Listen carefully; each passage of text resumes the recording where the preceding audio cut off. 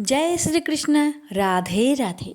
प्यारे भक्तों, आज की इस वीडियो में आप सभी श्रवण करें पौष मास की 5 महापुण्य फल देने वाली कथा।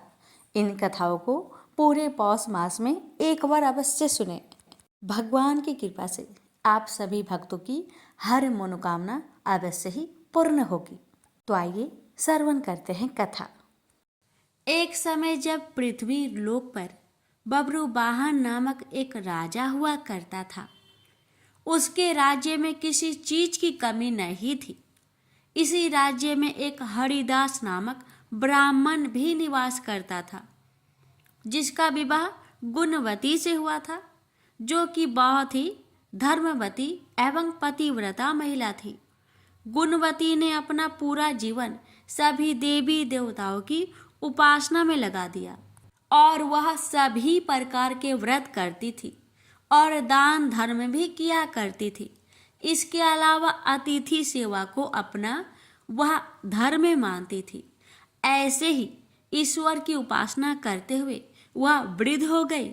जब उसकी मृत्यु हुई तो धर्मराज के दूत उसे अपने साथ धर्मपुर ले गए। यमलोक में एक सुंदर सिंहासन पर यम धर्मराज विराजमान थे और उनके पास ही चित्रगुप्त भी बैठे थे। चित्रगुप्त जब धर्मराज को प्राणियों का लेखा जोखा सुना रहे थे, तभी यमदूत गुणवती को लेकर पहुंचे। गुणवती यमराज को देखकर थोड़ी भयभीत हुई और मुंह नीचे करके खड़ी हो गई। फिर चित्रगुप्त ने गुणवती का ब्यौरा निकाला और उसके बारे में धर्मराज को बताया। धर्मराज ने गुणवती का पूरा ब्यौरा देखा और वे प्रसन्न हुए, लेकिन फिर भी उनके मुख पर थोड़ी सी उदासी भी छाई हुई थी। यह देखकर गुणवती ने पूछी, हे प्रभु, मैंने तो अपने जीवन काल में सारे सत्कर्म ही किए, फिर भी आपके मुख पर उदासी छाई है। इसका कारण क्या है? प्रभु, मुझसे क्या भूल हुई है? धर्मराज जी ने कहा, हे देवी, तुमने सभी देवी देवताओं के व्रत किए हैं, उपासना की है, लेकिन कभी भी तुमने मेरे नाम से कुछ पूजा या पाठ या दान नहीं किया। धर्मराज की बात सुनते ही गुणवती क्षमा याचना करने लगी और कहने लगी, हे प्रभु, मुझे आपकी उपासना के बारे में कुछ पता नहीं है। कृपा करके मुझे ऐसा उपाय बतलाइए प्रभु, जिससे सभी मनुष्य आपकी कृपा के पात्र बन सके। मैं आपके मुख से आपकी भक्ति का मार्ग सुनना चाहती हूँ और मेरी कामना है कि मृत्यु लोक पर वापस जाकर मैं आपकी भक्ति करूँ और सभी लोगों को इस बारे में बताऊं। धर्मराज जी ने बताया, जिस दिन सूर्य देव उत्तरायण में प्रवेश करते हैं, यानी मकर संक्रांति के दिन मेरी पूजा शुरू करनी चाहिए और उस दिन से लेकर पूरे 1 साल तक मेरी पूजा करते हुए कथा सुननी चाहिए। साथ ही मेरी पूजा करने वाले व्यक्ति को धर्म के इन 10 नियमों का पालन अवश्य करना चाहिए। पहला, धीरज रखना यानी संतुष्ट रहना। दूसरा, अपने मन को बस में रखना और सभी को क्षमा करना। तीसरा, किसी प्रकार का दुष्कर्म नहीं करना। चौथा, मानसिक और शारीरिक शुद्धि का ध्यान रखना। पांचवा, अपनी इंद्रियों को बस में रखना। छठा, बुरे विचारों को अपने मन में ना लाना। सातवां, पूजा पाठ और दान पूर्ण करना। आठवां, व्रत करना और व्रत की कहानी सुनना। नौवां, सच बोलना और सभी से अच्छा व सच्चा व्यवहार करना। 10वां, क्रोध न करना। धर्म के इन सभी लक्षणों का पालन करते हुए 1 साल तक मेरी कथा नियम से सुने, दान पुण्य और परोपकार के काम करें और अगली मकर संक्रांति पर इस व्रत का उद्यापन करें। इसके बाद मेरी एक मूर्ति बनाकर विधि विधान से प्राण प्रतिष्ठा करवाकर हवन पूजन करें और साथ ही चित्रगुप्त की भी पूजा करें और काले तिल के लड्डू का भोग लगाए। इसके बाद ब्राह्मण भोज करवाए व बांस की टोकरी में 5 सेर अनाज का दान करे। साथ ही किसी जरूरतमंद को गदा, तकिया, कंबल, छप्पन, लोटा व वस्त्र आदि का दान करे। संभव हो तो गौ दान करे। धर्मराज जी से व्रत की पूरा कथा सुनकर गुणवती ने पुनः धर्मराज जी से प्रार्थना की, हे प्रभु, मुझे फिर से मृत्यु लोक में जाने दीजिए, जिससे मैं आपका व्रत कर सकूं, साथ ही इस व्रत का प्रचार भी लोगों में कर सकूं। इस पर यमराज ने गुणवती को धरती लोक पर फिर से जाने दिया। धरती पर वापस आकर गुणवती ने धर्मराज द्वारा बताए गए व्रत के बारे में अपने पति देव को बताया। मकर संक्रांति आते ही गुणवती और उसके पति ने ये व्रत शुरू कर दिए। इसी व्रत के प्रभाव से उन पर धर्मराज की कृपा हुई और उन्हें मोक्ष की प्राप्ति हुई। प्रेम से बोलिए धर्मराज भगवान की जय। कृष्ण भगवान और धन्ना जी की कथा। धन्ना जाट का जन्म 20 अप्रैल 1415 को राजस्थान के टोंक जिले के धुआं आकला नाम के गांव में एक सामान्य जाट परिवार में हुआ था। इनके पिता गांव के किसान थे, जिनका नाम रामेश्वर जाट था, तथा इनकी माता का नाम गंगाबाई गढ़वाल था। धन्ना जाट एक उच्च कोटि के कृष्ण भक्त और कवि हुए। इन्हें धन्ना भगत और धन्ना सेठ के नाम से भी जाना जाता है। धन्ना जी का जन्म एक सामान्य कृषक परिवार में हुआ था। इनके पिता मुख्य रूप से कृषि और गौ पालन किया करते थे। एक दिन धन्ना जी के परिवार के कुलगुरु, जिनका नाम पंडित त्रिलोचन था, तीर्थ यात्रा करके लौटे और कुछ दिनों के लिए धन्ना जी के घर पर ठहरे। पंडित त्रिलोचन शालिग्राम भगवान की सेवा किया करते थे। वे बड़े भाव से शालिग्राम शिला की सेवा करते, पुष्प अर्पित करते और उन्हें भोग लगाने के बाद ही भोजन ग्रहण किया करते थे। बालक धन्ना पंडित जी को ये सब करते देखता था। उसे भगवान का यह सेवा बहुत पसंद आई। कुछ दिन बाद जब पंडित जी जाने लगे, तब बालक धन्ना पंडित जी के शालिग्राम भगवान के लिए जिद करने लगा, मुझे ठाकुर जी चाहिए, मुझे ठाकुर जी चाहिए। परंतु पंडित जी अपने ठाकुर जी छोटे से बालक को कैसे दे सकते थे। धन्ना जी को उनके माता पिता ने बहुत समझाया, परंतु धन्ना जी नहीं माने। अंत में लोगों ने पंडित जी से कहा, अरे यह तो बालक है, इसे शालिग्राम जैसा कुछ और देकर बहला दो। अगले दिन पंडित जी नदी में स्नान करने गए। वहां से वे एक गोल मटोर थोड़ा बड़ा सा काले रंग का पत्थर ले आए। तब वे धन्ना जी के पास आकर बोले, मैं तुम्हें अपने ठाकुर जी दे दूंगा, लेकिन मेरे पास 2 ठाकुर जी है, बड़े ठाकुर जी और छोटे ठाकुर जी। तुम्हें कौन से ठाकुर जी चाहिए? धन्ना जी ने झट से जवाब दिया, मुझे तो बड़े ठाकुर जी चाहिए। पंडित जी भी यही चाहते थे। पंडित जी ने धन्ना जी को वह बड़ा काला पत्थर बड़े ठाकुर जी बताकर दे दिए। ठाकुर जी को पाकर धन्ना जी बहुत प्रसन्न हो गए। वे बड़े भाव से उनकी सेवा करने लगे। धन्ना जी गाय चराते, खेतों में जाते तो ठाकुर जी को अपने साथ ले जाते। धन्ना जी की माँ ने उनको बाजरे की रोटी, साग, अचार और गुड़ खाने को दिया। अब धन्ना जी ने भी निश्चय किया कि वे भी पंडित जी की तरह ठाकुर जी को भोग लगाने के बाद ही भोजन ग्रहण करेंगे। धन्ना जी ने खेत में बहुत प्रेम से ठाकुर जी को पुकारकर भोग लगाया, परंतु ठाकुर जी भोग लगाने नहीं आए। धन्ना जी ने निश्चय किया, जब तक ठाकुर जी स्वयं प्रकट होकर भोग नहीं लगाते, वे भी भोजन ग्रहण नहीं करेंगे। जब ठाकुर जी ने धन्ना जी की रोटी का भोग नहीं लगाया, तो धन्ना जी ने शाम को वह रोटी गाय को खिला दी। 3 दिनों तक ऐसा ही चलता रहा। न तो ठाकुर जी भोग लगाते और न धन्ना जी भोजन ग्रहण करते। चौथे दिन धन्ना जी की माता जी फिर से रोटी लेकर आई।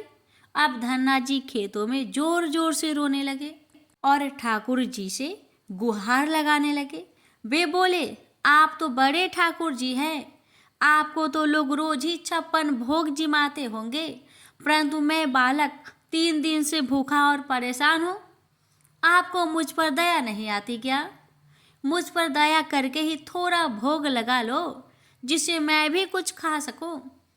पंडित जी ने कहा है कि आपको खिलाए बिना कुछ नहीं खाना, इसलिए पहले आप खा लो, उसके बाद ही मैं खा सकूंगा।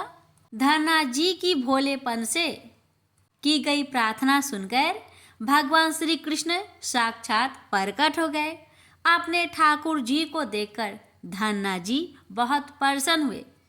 उन्होंने ठाकुर जी को माँ की दी हुई बाजरे की रोटी, साग और गुड़ खाने को दिया। ठाकुर जी बड़े चाव से रोटी खाने लगे। 4 रोटियों में से 2 रोटी ठाकुर जी ने खा ली। जब ठाकुर जी तीसरी रोटी खाने लगे, तब धन्ना जी ने उनका हाथ पकड़ लिया और कहा, सारी रोटियां आप ही खा जाएंगे, मुझे भी तो भूख लगी है, मैंने तो 4 दिनों से कुछ भी नहीं खाया। 2 रोटी आपने खा ली, अब 2 रोटी मेरे लिए छोड़ दो। यह सुनकर ठाकुर जी मुस्कुराने लगे और बची हुई 2 रोटियां धन्ना जी ने खाई। अब तो यह उनका रोज का नियम हो गया। धन्ना जी जब गाय चराने जाते तो खेतों में जाकर ठाकुर जी के साथ ही भोजन करते। एक दिन ठाकुर जी ने धन्ना जी से कहा, तुम रोज मुझे रोटी खिलाते हो, मैं मुफ्त में रोटी नहीं खाना चाहता, इसलिए मैं रोटी के बदले तुम्हारा कोई काम कर दिया करूँगा। धन्ना जी ने कहा, मैं तो बालक हूँ, केवल गाय ही चराता हूँ, मैं आपको क्या काम बता सकता हूँ। ठाकुर जी बोले, मैं तुम्हारी गाय ही चरा दिया करूँगा। उस दिन के बाद से ठाकुर जी धन्ना जी की गाय चराने लगे। एक दिन धन्ना जी ने ठाकुर जी से पूछा, आप मुझे अपने हृदय से क्यों नहीं लगाते हैं? ठाकुर जी ने कहा, मैं तुम्हें प्रत्यक्ष तो हो गया हूँ, लेकिन मैं पूरी तरह से तब मिलता हूँ जब कोई सद्गुरु की शरण ले लेता है। अभी तक तुमने किसी गुरु की शरण गति ग्रहण नहीं की है, इसलिए मैं तुम्हें अपने हृदय से नहीं लगा सकता। धन्ना जी बोले, मैं तो जानता ही नहीं कि गुरु किसे कहते हैं, फिर मैं किसे अपना गुरु बनाऊं? ठाकुर जी बोले, कासू में जगत गुरु श्री रामानंदाचार्य मेरे ही स्वरूप में विराजमान है। तुम जाकर उनकी शरणागति ग्रहण करो। ठाकुर जी के कहे अनुसार धन्ना जी ने काशी जाकर श्री रामानंदाचार्य जी की शरणागति ग्रहण कर ली। उस समय धन्ना जी की आयु 15-16 वर्ष के आसपास थी। श्री रामानंदाचार्य जी ने धन्ना जी को अपने शिष्य के रूप में स्वीकार कर लिया और उन्हें आदेश दिया कि अब तुम अपने घर चले जाओ। धन्ना जी बोले, गुरुजी, अब मैं घर नहीं जाना चाहता, आप मुझे घर जाने का आदेश क्यों दे रहे हैं? गुरुजी बोले, अगर यहाँ रहकर भजन करोगे तो केवल तुम्हारा ही कल्याण होगा, लेकिन अगर तुम अपने घर जाकर खेती किसानी करते हुए, अपने माता पिता की सेवा करते हुए भजन करोगे तो तुम्हारे साथ कई जीवों का उद्धार हो जाएगा। गुरु जी के आदेश पर धन्ना जी घर लौट आए। इसके बाद जैसे ही धन्ना जी घर पहुँचे, ठाकुर जी ने उन्हें अपने हृदय से लगा लिया। इसके बाद धन्ना जी खूब मन लगाकर संत सेवा करने लगे। जब भी उनके गांव में कोई साधु संत आते तो धन्ना जी उन्हें अपने घर ले आते और बड़े प्रेम से उनकी सेवा करते और उन्हें भोजन खिलाते। संतों की सेवा करने के कारण अब उनके घर दूर दूर से साधु संत पधारने लगे। धन्ना जी उन सभी का बड़े प्रेम से सत्कार करते और उन सभी को भोजन कराते। एक दिन धन्ना जी के पिताजी ने उनसे कहा, देखो भाई, हम लोग गृहस्थ लोग हैं। यदि महीने में एक आध बार कोई साधु आ जाए तो हम उनकी सेवा भी कर दे और उन्हें भोजन भी करा दे। लेकिन तुम्हारी इन साधुओं से ऐसी दोस्ती हो गई है कि हर दूसरे दिन कोई न कोई साधु चला आता है और अपने साथ एक दो को ले आता है। यह ठीक नहीं है। हम अपनी खेती बाड़ी का काम करें या इन साधुओं की सेवा करें। तुम तो अभी बालक हो, कुछ कमाते नहीं। तुम्हारा पालन पोषण भी हम ही करते हैं और ऊपर से तुम इन साधुओं को बुला लाते हो। इस प्रकार इन निठले साधुओं की सेवा करना ठीक नहीं है। इसलिए एक बात कान खोलकर सुन लो, आज के बाद यदि तुम किसी साधु को घर लेकर आए तो मैं उन्हें घर में नहीं घुसने दूंगा। यदि तुम्हें साधु सेवा करनी है तो पहले कुछ कमाई करो, फिर अपनी कमाई से साधु सेवा करना। पिताजी की बात सुनकर धन्ना जी उदास हो गए और चुपचाप खड़े हो गए। तब पिताजी ने धन्ना जी को डांटते हुए कहा, आज के बाद किसी साधु को घर में लेकर मत आना और जाओ खेतों में गेहूं बो कर आओ। खेत तैयार है, बोरियों में बीज का गेहूं रखा है, इसे बैलगाड़ी में रखकर ले जाओ और खेत में बो दो। धन्ना जी ने बैलगाड़ी में गेहूं की बोरियां रख ली और खेत में बोने चल दिए। धन्ना जी थोड़ी दूर ही चले थे, उन्हें मार्ग में 5-6 साधु संतों की टोली आती दिखाई दी। धन्ना जी ने बैलगाड़ी से उतरकर उन्हें साष्टांग प्रणाम किया। संतों ने धन्ना जी को आशीर्वाद दिया और पूछा, बेटा, इस गांव में धन्ना जी का घर कौन सा है? सुना है वे जगत गुरु श्री रामानंदाचार्य के शिष्य हैं और बहुत छोटी उम्र में ही उन्होंने भगवान का दर्शन प्राप्त कर लिया है। हम भी उनका दर्शन करना चाहते हैं। यह सुनकर धन्ना जी संकोच में पड़ गए और वे हाथ जोड़कर बड़ी विनम्रता से बोले, महाराज, मुझे ही लोग धन्ना भगत कहते हैं। संत बोले, भगवान ने बड़ी कृपा की। हम जिनसे मिलने आए थे वे यहीं मिल गए। निश्चित ही आप ऐसे ही भक्त हैं जैसा आपके विषय में सुना था। कितनी विनम्रता है। आपसे चलिए, आपके घर चलते हैं, वहीं बैठकर आपसे चर्चा करेंगे। धन्ना जी ने सोचा, अभी पिताजी ने साधुओं को घर लाने के लिए मना किया है। यदि मैं खेतों में बीज बोने के बजाय इन साधु संतों को घर ले गया तो पिताजी आसमान सिर पर उठा लेंगे और इन साधुओं को भी भगा देंगे। तब धन्ना जी कुछ विचार करके बोले, महाराज, अभी घर पर कोई नहीं है, मैं भी खेत की तरफ जा रहा हूँ, आप भी मेरे साथ वहीं चलिए। संत बोले, ठीक है, हमें तो आपसे मिलना था, अब आप जहाँ ले चले हम वहीं चलेंगे। फिर धन्ना जी उन सभी को अपने खेत ले गए। खेत में एक पेड़ के नीचे बने चबूतरे पर साधुओं को बैठाकर बोले, महाराज, आप यहीं पर कुछ देर विश्राम कीजिए, तब तक मैं आपके भोजन की व्यवस्था करता हूँ। यह कहकर धन्ना जी वहाँ से बैलगाड़ी लेकर चले गए। बैलगाड़ी लेकर धन्ना जी सीधे बनिए की दुकान पर पहुँचे।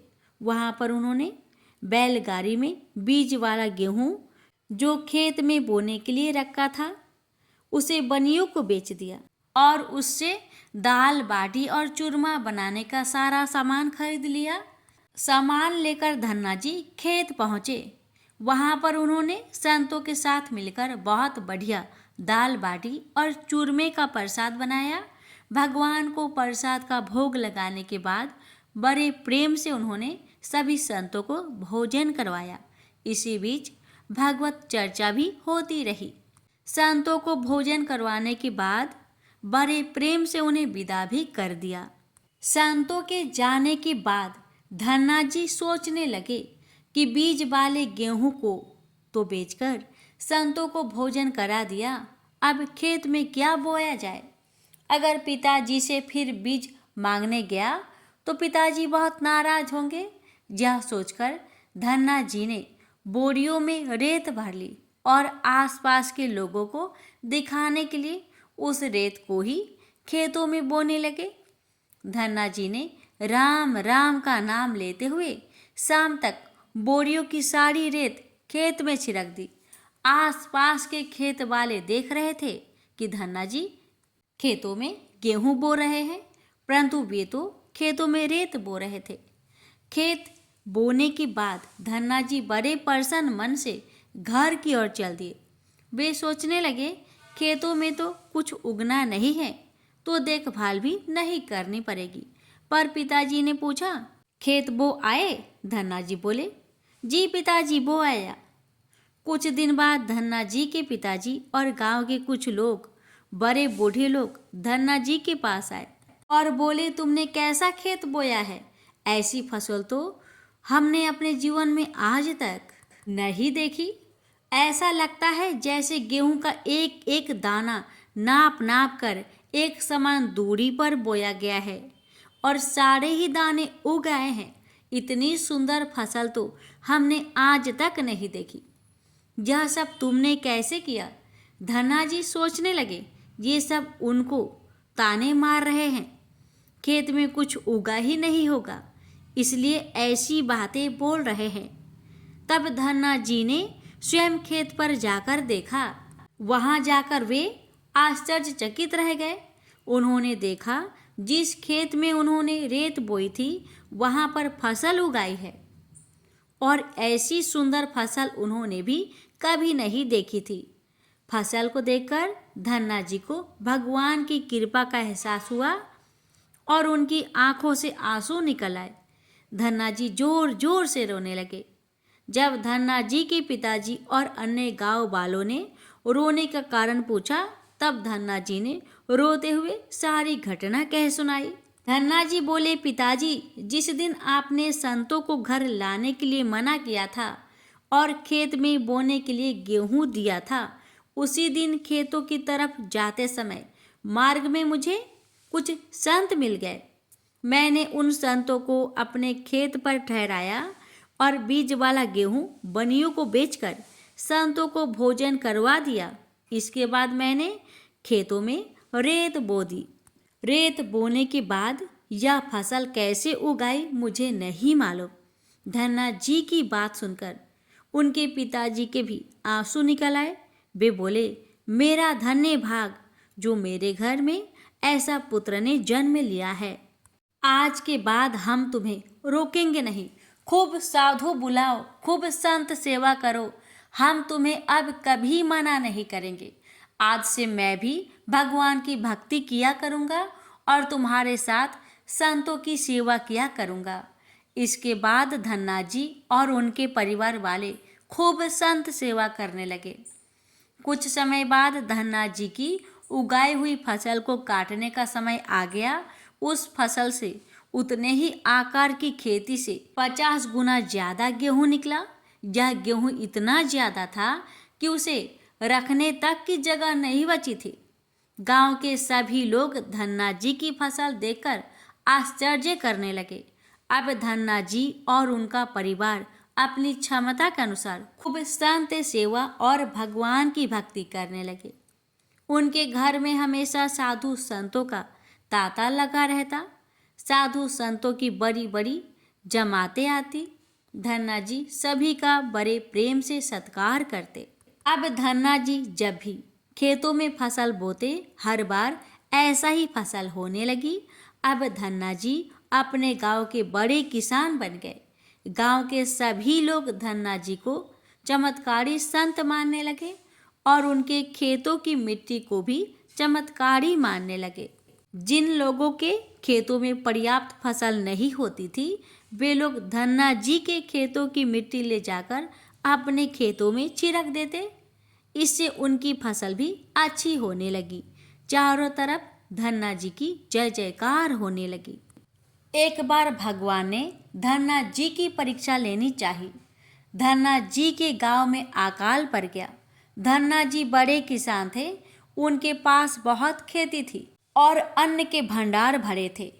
अकाल के कारण उनके गांव और आसपास के क्षेत्रों के ब्राह्मण, संत, गरीब और जरूरतमंद लोग धन्ना जी के पास मदद की उम्मीद से आने लगे। धन्ना जी भी उन्हें दोनों हाथों से भंडार लुटाने लगे। कभी कोई जरूरतमंद उनके घर से खाली हाथ नहीं लौटता।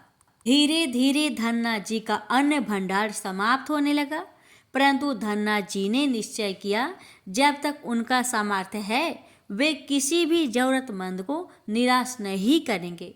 अपना सब कुछ बेचकर भी वे लोगों की मदद करेंगे। धन्ना जी की निस्वार्थ सेवा से प्रसन्न होकर एक दिन स्वयं भगवान श्री कृष्ण संत के भेष में उनसे मिलने आए।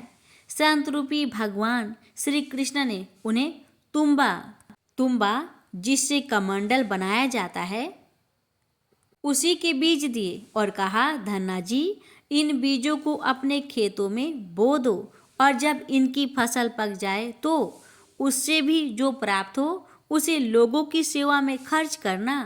धन्ना जी ने ऐसा ही किया। संत की आज्ञा मानकर उन्होंने तुम्बा के बीज खेतों में बो दिए। गांव के लोग कहने लगे, लगता है धन्ना जी पागल हो गए हैं, ऐसे भीषण अकाल में फसल बो रहे हैं और वो भी तुम्बा की। इस कड़ुए तुम्बा को तो पशु भी नहीं खाते, यह तो केवल कमंडल बनाने के काम आता है। यदि ऐसी फसल उग भी गई तो उसका क्या फायदा। परंतु धन्ना जी ने संत के कहे अनुसार अपने खेतों में तुम्बा के बीज बो दिए। कुछ दिन बाद तुम्बा की फसल उग आई। सभी लोग आश्चर्य करने लगे कि ऐसे भीषण अकाल में बिना पानी की कोई फसल कैसे उग सकती है।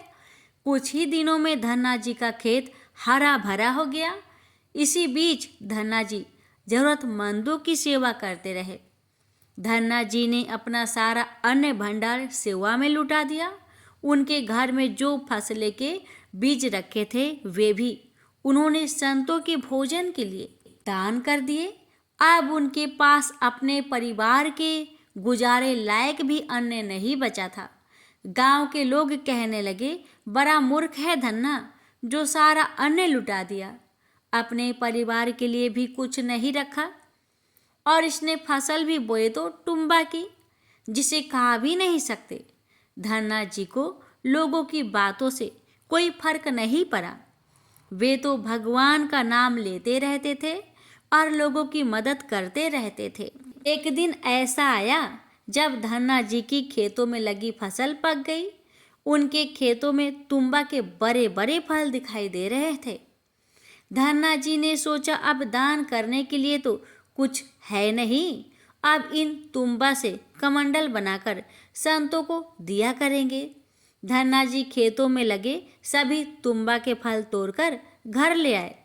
घर आकर जैसे ही उन्होंने एक तुम्बा को कमंडल बनाने के लिए काटा, उन्होंने देखा यह तुम्बा हीरे, मोती, जवाहरत और कीमती रत्नों से भरा हुआ था।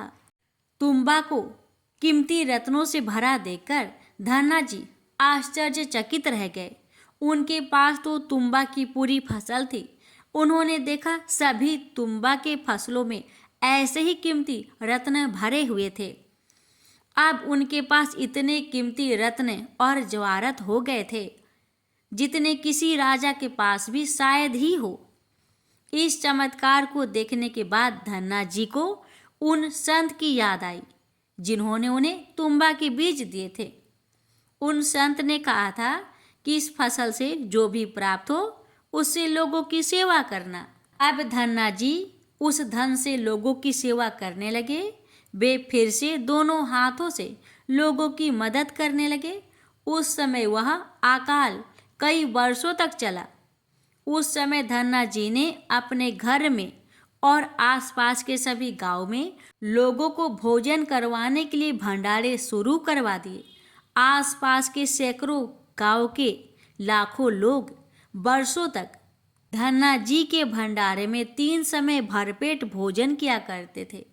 धन्ना जी ने अपने जीवन काल में उस धन से कई मंदिर, बावड़ियाँ, तालाब और धर्मशालाएं बनवाई और हर तरह से साधु संतों और लोगों की मदद की। इस तरह लोग धन्ना जी को धन्ना सेठ कहकर बुलाने लगे। धन्ना जी जैसा धनी आज तक कोई नहीं हुआ। वे धन और मन दोनों के धनी थे। आज भी उनके ही नाम से अत्यंत धनी लोग को धन्ना सेठ के नाम से बुलाया जाता है। प्रेम से बोलिए श्री कृष्ण भगवान की जय। बहुत समय पहले की बात है। किसी गांव में दो माँ बेटी रहती थी। वह रोजाना नित्य नेम की कहानी कहा करती थी। उसकी बेटी ने कहा, माँ मैं नित्य नेम की कहानी कहूंगी। माँ ने अपनी बेटी को समझाया, बेटी अभी तुम यहाँ पर हो तो तुम्हारी कथा मैं सुन लूंगी। जब तुम्हारी शादी हो जाएगी तो तुम्हारी नित्य नेम की कथा ससुराल में कौन सुनेगा, इसलिए तुम रहने दो। बेटी ने कहा, माँ मुझे नित्य नेम की कहानी कहनी है तो कहनी है। बेटी जिद पर अड़ गई, नित्य नेम की कहानी कहने लगी। अब जब कुछ समय बाद उस बिटिया का शादी हुई, वह ससुराल चली गई तो वह सबसे कहती कि मेरी कहानी सुन लो। सभी कुछ न कुछ बहाना बनाकर कहानी सुनते ही नहीं, वहां से चले जाते तो बेचारी को भूखा ही रहना पड़ता। एक दिन पड़ोसन बोली, मैं तुम्हारी कहानी सुनूंगी। अब वह बहू पड़ोसन के पास जाती और उसे कहानी सुनाकर खाना खा लेती। ऐसा करते हुए एक दिन ननद ने देख लिया और ननद ने अपनी माँ से कहा, माँ भाभी पड़ोसन के कहने पर खाना खा लेती है, हमारे कहने पर तो खाना खाती ही नहीं। माँ ने कहा, बेटी तुम पड़ोसन को कहना कि मेरी बहू की नित्य नेम की कहानी ना सुने। तो लड़की कहती है, ठीक है माँ मैं कह दूंगी। लड़की पड़ोसन के घर जाकर कहती है कि मेरी भाभी जब भी आपको कथा सुनाने आए तो आप कथा मत सुनिएगा, मना कर दीजिएगा। लड़की की बात सुनकर पड़ोसन तो कोई जवाब नहीं देती है। सोच विचार करके पड़ोसन अपनी पति के पास जाती है और कहती है, पड़ोस की बेटी मुझे मना करके गई है कि उसकी भाभी की नित्य नेम की कथा ना सुनो। ये सुनकर पति ने कहा, जब उसकी माँ मना करे तो मत सुनना। अगले दिन सास ने आकर पड़ोसन को मना कर दिया तो पड़ोसन बहू की कथा नहीं सुनी। अब तो बहू की कहानी कोई नहीं सुनता, बेचारी भूखी प्यासी ही रहने लगी। ससुर ने पूछा कि बहू कैसी है, तो सास ने कहा, बहू तो अच्छी है, काम काज तो कर लेती है मगर कुछ खाती पीती नहीं। ससुर ने कहा कि बड़े घर की बेटी है, काम करने से थक जाती होगी, इससे काम मत कराओ। सासू माँ ने कहा, हाँ मैं तो काम नहीं कराती लेकिन बहू फिर भी खाना नहीं खाती। अब तो धर्मराज जी का आसन डोल उठा कि इस नगरी में ऐसा कौन मेरा भक्त है जो भोजन नहीं करता, उसे बुलाओ। स्वर्ग से विमान आया तो सास बोली बहू से कि बहू मैं तेरे साथ चलूंगी। तो बहू ने कहा, आपको तो बहुत काम था, आप मेरे साथ कैसे चलेंगी, मेरी कहानी सुनने का आपके पास तो समय ही नहीं था। जेठानी ने जब कहा तो देवरानी कहने लगी, क्यों आपको तो मालिक का खाना बनाना है ना, तो आप कैसे जाएंगी। जब ननद ने कहा तो वह कहने लगी कि आपको भी तो गुड्डे गुड़िया के साथ खेलने की फुर्सत ही नहीं थी, तो मेरे साथ कैसे चलेंगी।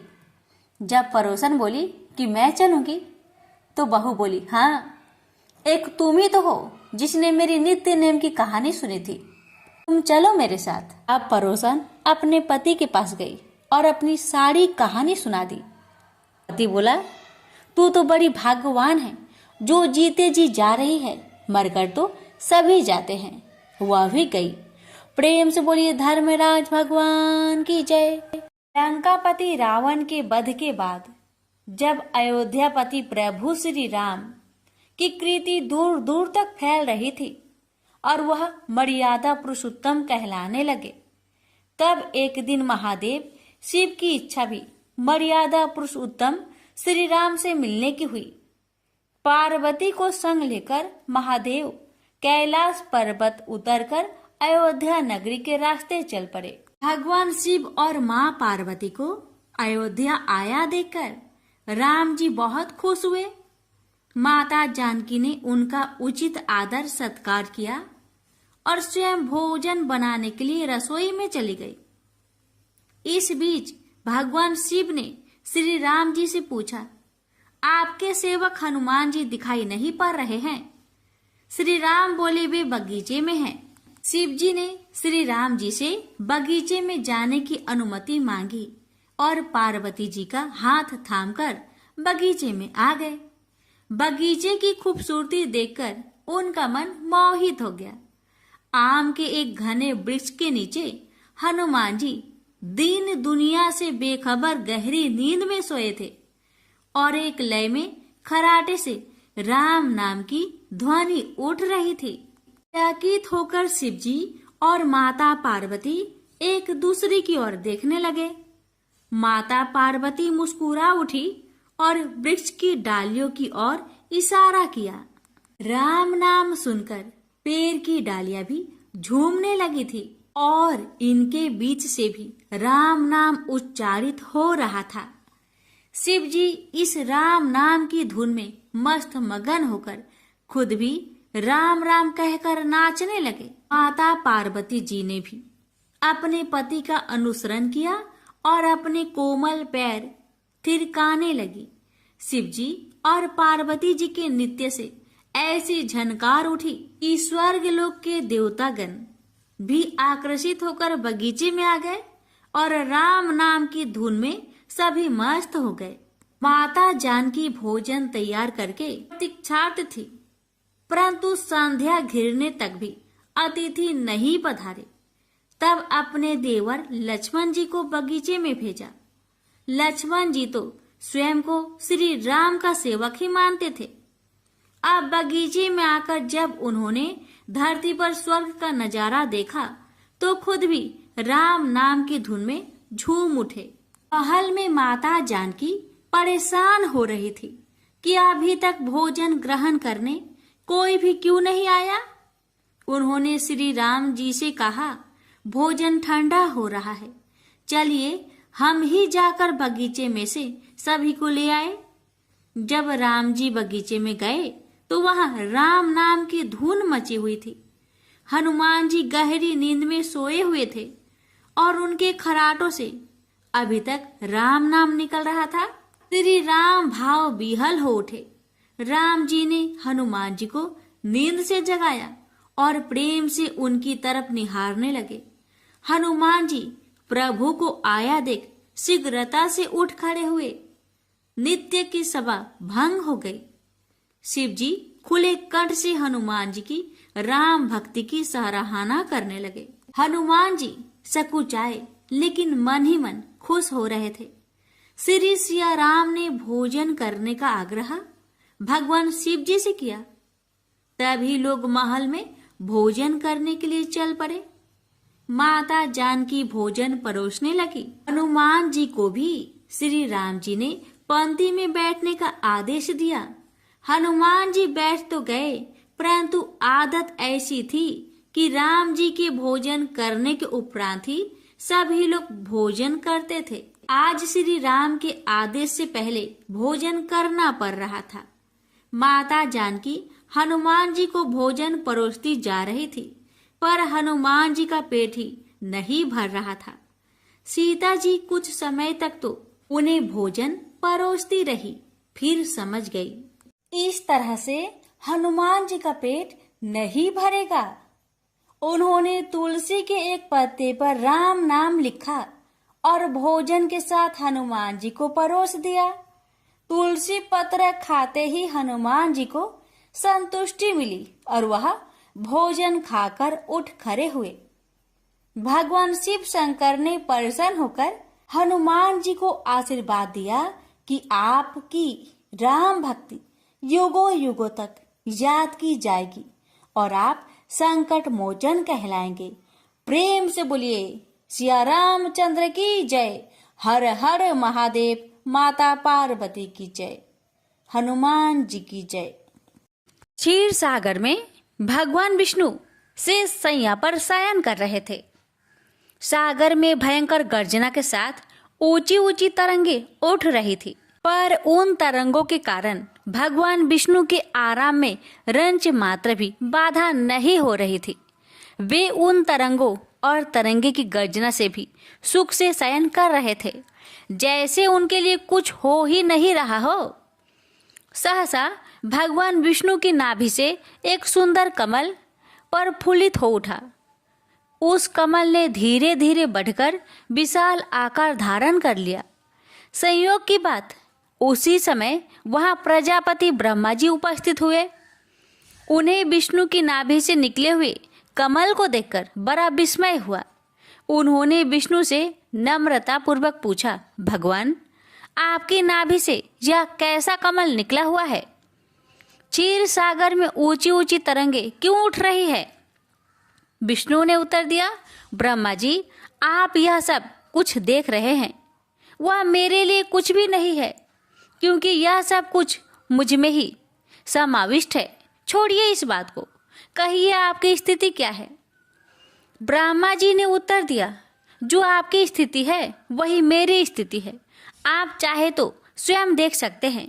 विष्णु मुस्कुरा उठे। वे अत्यंत लघु रूप धारण कर मुख के द्वार ब्रह्मा के भीतर चले गए। उन्होंने वहां लोक आदि देखे। वे उन सभी लोकों में परिभ्रमण करने लगे। जब सबको देख चुके तो पुनः बाहर निकल आए। उन्होंने ब्रह्मा जी से कहा, आपका तप अद्भुत है। आपकी तप शक्ति से आपके भीतर अनगिनत लोकों की रचना हुई है। आप धन्य है। ब्रह्मा जी के मन में गर्व का विकार उत्पन्न हो गया। उन्होंने भगवान विष्णु से कहा, आपने तो मेरे भीतर के लोकों को देख लिया, मैं भी आपके भीतर का ब्रह्मांड देखना चाहता हूँ। ब्रह्मा जी अपने कथन को समाप्त करते हुए लघु रूप धारण कर मुख के द्वार विष्णु भगवान के भीतर चले गए। उन्होंने विष्णु भगवान के भीतर देखा अनंत ब्रह्मांड, अनेक सूर्य, चंद्रमा, ग्रह और ग्रह। ब्रह्मा जी विस्मय के कारण सागर में डूब गए। उसी समय विष्णु को परिहास सूझा।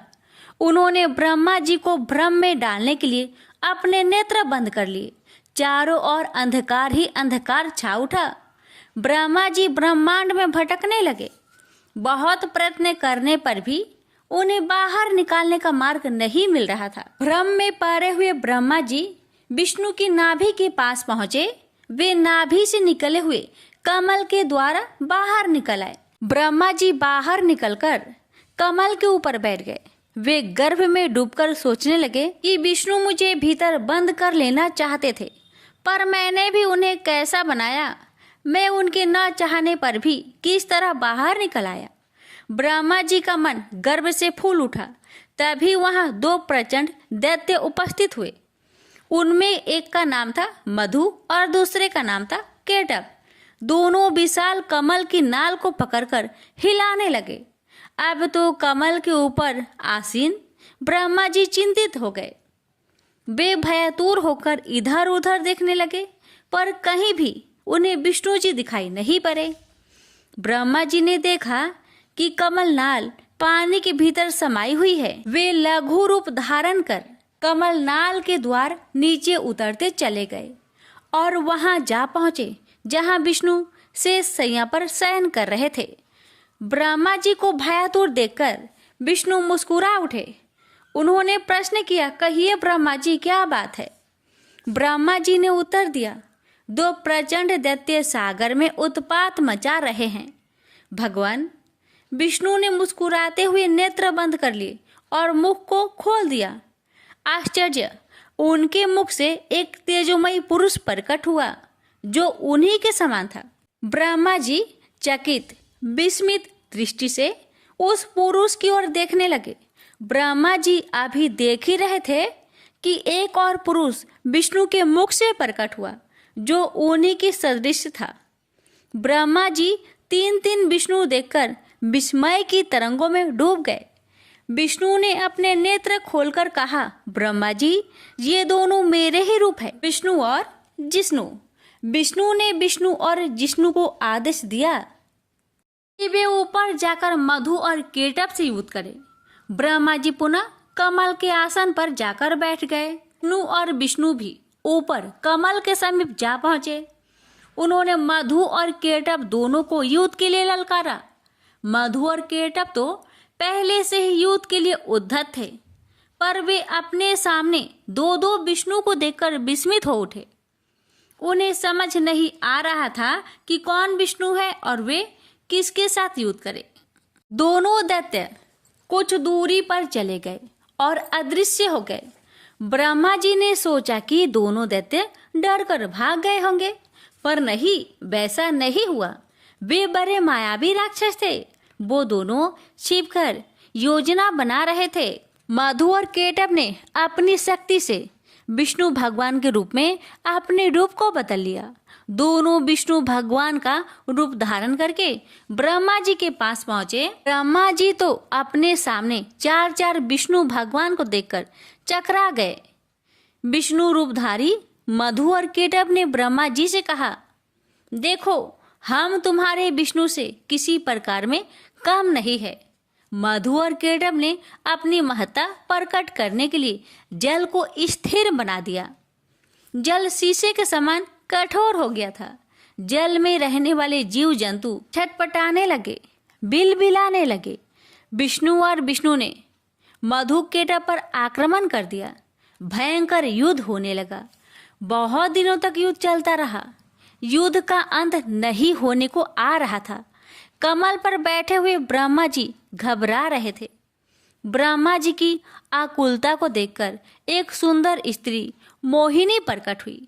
उसके अंग अंग में सौंदर्य और मादकता टपक रही थी। मधु और केटव उसे देखते ही उस पर मोहित हो उठे और युद्ध करना भूल गए। विष्णु भगवान और जिष्णु ने अवसर पाकर मधु और केटव को मृत्यु की गोद में सुला दिया। दोनों की मृत्यु होते ही विष्णु और जिष्णु अदृश्य हो गए और मोहिनी भी अदृश्य हो गई। ब्रह्मा जी भय से मुक्त हो गए। वे विष्णु के समक्ष उपस्थित हुए। विष्णु ने मुस्कुराते हुए प्रश्न किया, कहिए, अब तो कोई संकट नहीं है ना? ब्रह्मा जी के मन का गर्व ध्वस्त हो चुका था। उन्होंने सिर झुकाकर उत्तर दिया, प्रभु, जिस पर आपकी कृपा हो उसके लिए संकट कैसा, पर भगवान की कृपा कैसे प्राप्त होती है? मन का अभिमान छोड़ने पर, सबको अपने समान समझने पर। प्रेम से बोलिए लक्ष्मी नारायण की जय।